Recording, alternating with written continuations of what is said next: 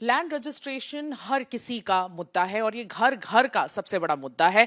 लोगों को दर दर भटकना पड़ता था डॉक्यूमेंट्स लेकर, विटनेसेस लेकर, लेकिन छत्तीसगढ़ में एक काफी ऐतिहासिक एक डिसीजन लिया गया है। रजिस्ट्रेशन यहाँ पे अब ऑटोमेटेड है और इनफैक्ट इस चीज को लेकर काफी ऐतिहासिक रिफॉर्म्स भी लाए गए हैं। क्या है ये रिफॉर्म्स, उनकी डिटेल्स क्या है, इंट्रिकेसीज क्या है, वो डिस्कस करने के लिए हमारे साथ फाइनेंस मिनिस्टर छत्तीसगढ़ के ओपी चौधरी जी जुड़ रहे हैं। सर, आपका बहुत बहुत स्वागत है। काफी ऐतिहासिक आपका ये रिफॉर्म है। आप लोगों ने 10 रिफॉर्म्स लेकर आए हैं, वो रिफॉर्म जरा डिटेल में बताएं कि किस तरह से चेंज जो रजिस्ट्रेशन में आप लोगों ने किया है वो किस तरह से किया है आप लोगों ने।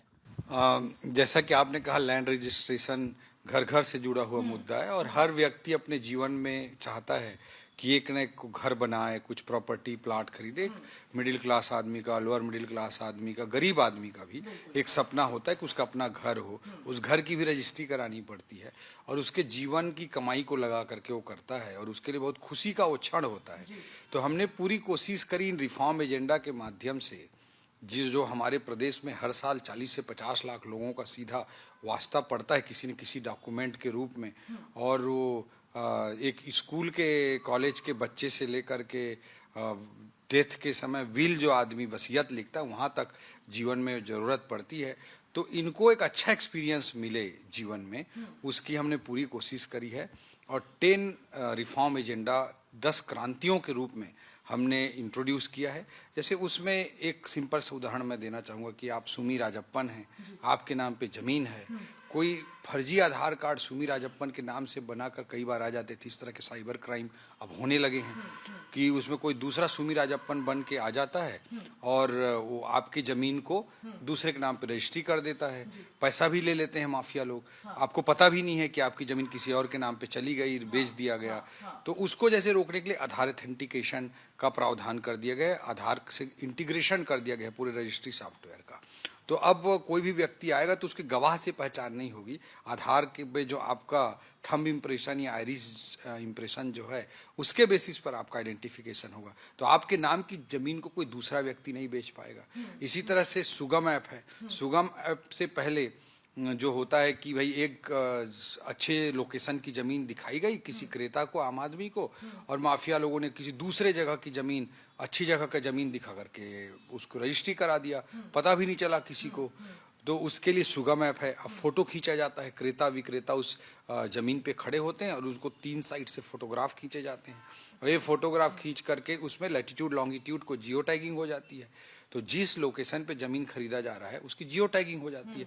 तो एक दूसरा लोकेशन दिखाकर दूसरे जगह की ज़मीन खरीदवाने वाला जो माफिया राज होता था उसे भी समाप्त करने का प्रयास टेक्नोलॉजी के माध्यम से इसमें किया गया है। इसी तरह डिजी लॉकर की सुविधा मैं बताना चाहूँगा कि डिजी लॉकर हमारे आधार कार्ड, पैन कार्ड सब डिजी लॉकर के माध्यम से एथेंटिकेटेड वे में हमको मिल जाते हैं। इसी तरह से रजिस्ट्रेशन डॉक्यूमेंट के लिए भी ये फैसिलिटी हम प्रोवाइड करने जा रहे हैं।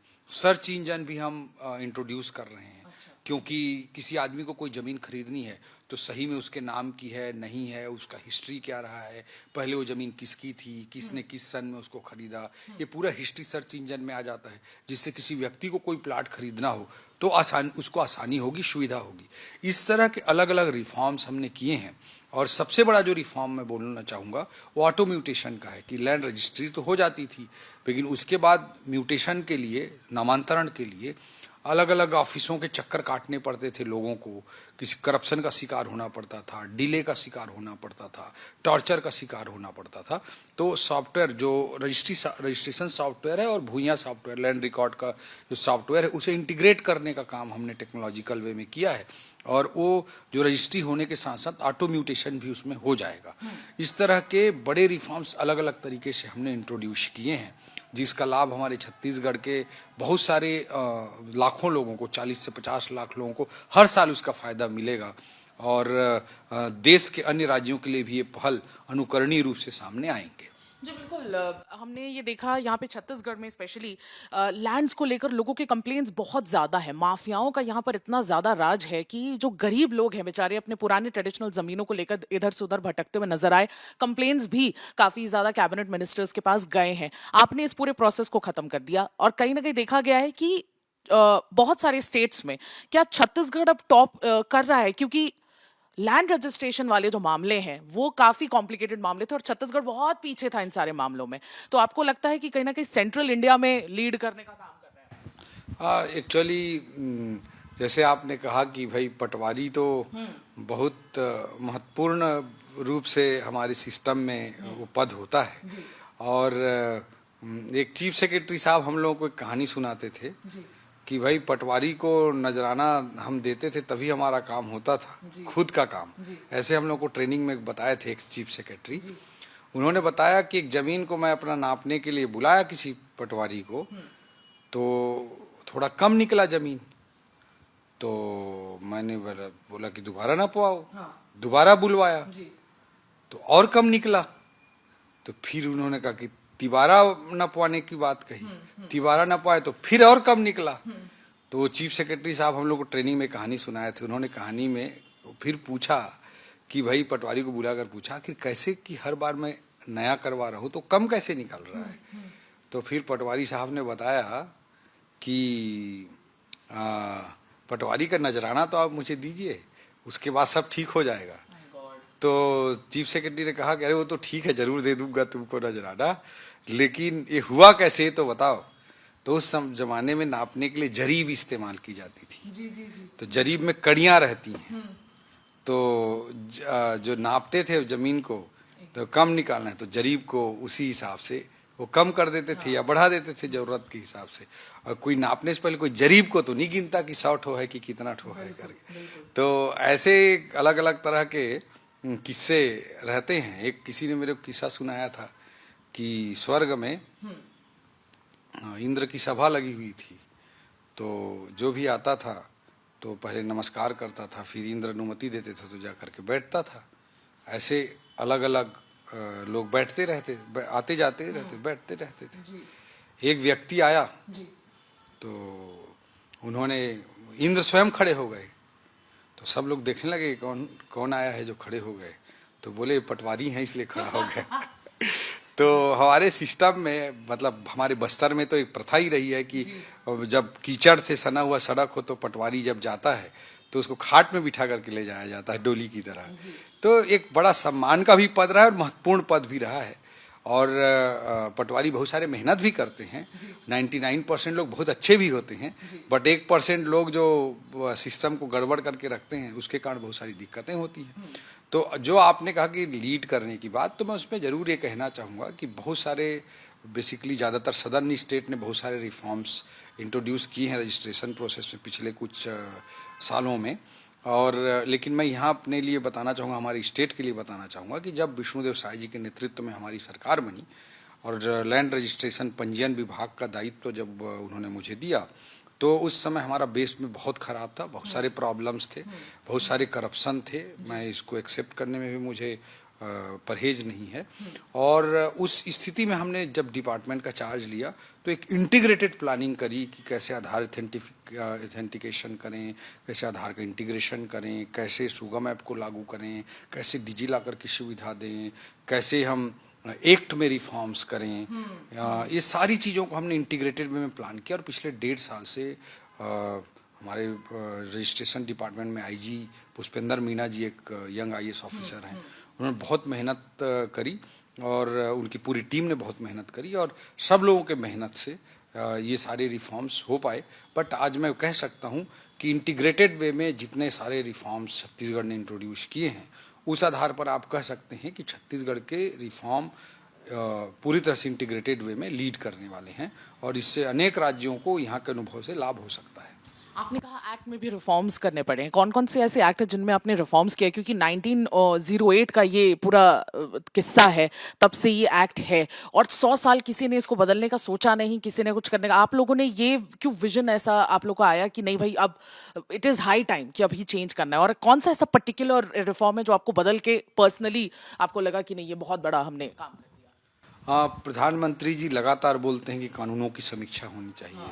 मोस्ट शब्द जो एक्ट हैं, कानून हैं, अंग्रेजों के द्वारा बनाए हुए हैं और आज के मॉडर्न ज़रूरतों के हिसाब से और वेलफेयर स्टेट, लोक कल्याणकारी राज्य की दृष्टि से उपयुक्त नहीं है। क्योंकि बहुत सारे कानून एक कॉलोनियल माइंडसेट से अंग्रेजों द्वारा जो गुलामी की जंजीरें थी उसके हिसाब से वो एक्ट बने हुए हैं। और आज मॉडर्न वर्ल्ड में ट्रांसपेरेंसी के लिए, करप्शन को कम करने के लिए बहुत सारे रिफॉर्म्स की ज़रूरत होती है, बहुत सारे टेक्नोलॉजी को इंट्रोड्यूस करने की ज़रूरत होती है। इसलिए प्राइम मिनिस्टर साहब कहते हैं कि हर एक्ट की समीक्षा होनी चाहिए, और वो बहुत सारे एक्ट का भारत सरकार की स्तर पर उन्होंने समीक्षा भी करी, उसको चेंज भी कराया, अमेंड भी कराया।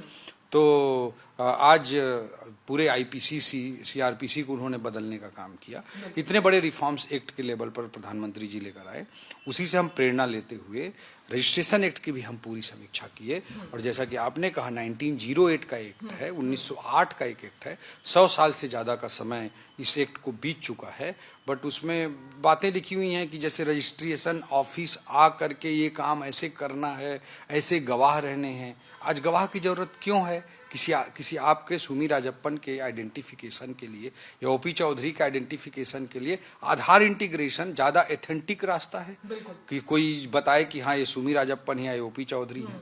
तो इसलिए गवाहों की अनिवार्यता को समाप्त करना था हमको, आधार एथेंटिकेशन को उसका वे फॉरवर्ड बताना था। तो इसके लिए हमें एक्ट में संशोधन करने पड़े। इसी तरह से मैं बताना चाहूँगा कि टोटल 93 सेक्शंस हैं रजिस्ट्रेशन एक्ट में, उसमें से सब सेक्शन और सेक्शन मिलाकर हमने 35 जगहों पे रिफॉर्म्स किया, अमेंडमेंट किया है, ये संशोधन किया, और वो आज के आधुनिक ज़रूरतों के हिसाब से वो बहुत ज़रूरी हैं। ऐसी स्थिति परिस्थिति रही। विशेष रूप से मैं जिक्र करना चाहूँ कि सामाजिक रूप से भी किस तरह से रिफॉर्म हुए इन एक्ट्स के परिवर्तन से, कि पहले 1908 की इस एक्ट में लिखा हुआ कि गोद लेने वाले पुत्र, एडॉप्टेड सन को अगर कोई प्रॉपर्टी देते हैं तो क्या प्रोसेस होगा, क्या ऐसे रजिस्ट्रेशन होगा एंड ऑल। उसमें एडॉप्टेड सन लिखा हुआ है, गोद लेने वाला पुत्र लिखा हुआ है, पुत्री का जिक्र ही नहीं है। उस समय की जो भी मानसिकता रही होगी कि पुत्री को तो कोई, बेटी को तो कोई गोद ही नहीं लेगा, इसलिए वहाँ पुत्र लिखा हुआ है, सन लिखा हुआ है, डॉटर नहीं लिखी हुई है, पुत्री नहीं लिखी हुई है। तो उस एक्ट के हिसाब से अगर आप देखेंगे तो कोई डॉटर को अगर एडॉप्ट करता है, किसी बेटी को एडॉप्ट करता है, गोद लेता है, और कोई प्रॉपर्टी को अगर उसके नाम करना चाहता है, तो एक तरह से एक्ट में नल एंड वाइड हो सकता था। इस सामाजिक रिफॉर्म की भी ज़रूरत होती है ऐसे बिंदुओं पे। 1908 के इस परंपरागत सोच वाले, एक पिछड़ेपन की सोच वाले इस एक्ट में हमने परिवर्तन करते हुए जो गोद लेने वाला पुत्र लिखा हुआ था उसके जगह गोद लेने वाली संतान लिख दिया हमने, जिससे पुत्र और पुत्री दोनों को वो सारे लीगल राइट मिल सकें।